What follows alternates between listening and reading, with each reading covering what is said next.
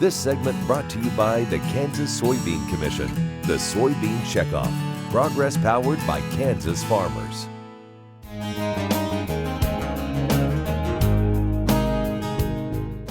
I am Terry Griffin. I'm on faculty in the Department of Agricultural Economics at Kansas State University. My research and extension programs have focused on precision agriculture for the last several decades. And a relatively new technology will be impacting ag tech, and that's blockchain. It's a form of distributed ledger technology.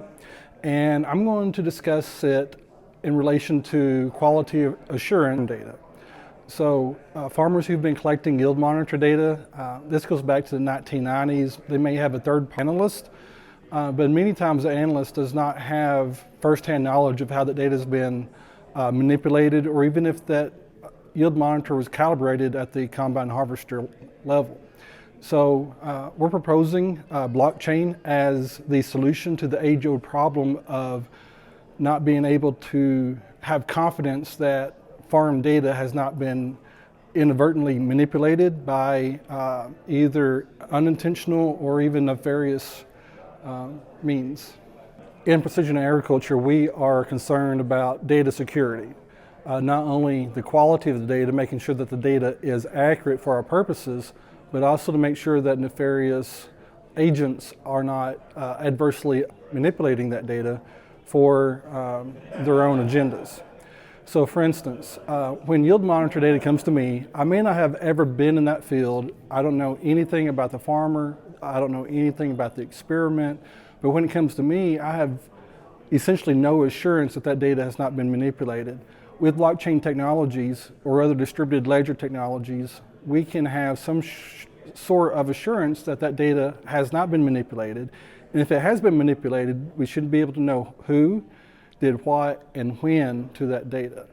For instance, along the path, we may have a farmer collecting data at the combine harvester, passes that data to the crop consultant, and the crop consultant may have inside information about the experiment and may want to manipulate the data to increase data quality by removing points that were outliers.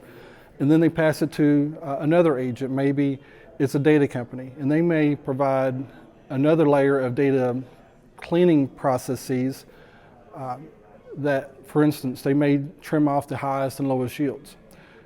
From there, that company may outsource the analytics to a researcher, and the researcher wouldn't have the information about what the farmer did to that data, what the crop consultant did to that data, and what the data company did.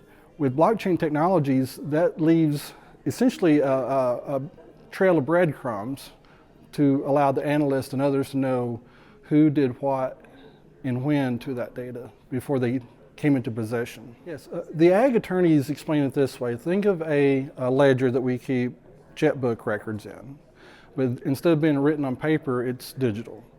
And whenever there's a change to that ledger, it's essentially a new contract has been created. And every change, a new contract, a new record of who did what and when to that ledger.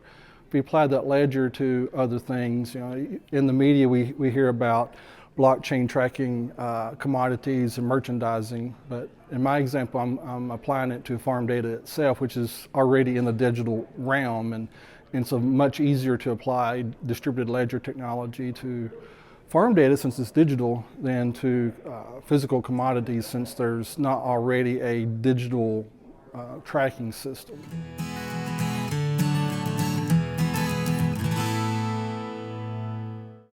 Kansas Corn reminds you that E15 fuel is the right choice for every kind of driver. For the car enthusiast, E15 has higher octane. For the thrifty driver, E15 is priced lower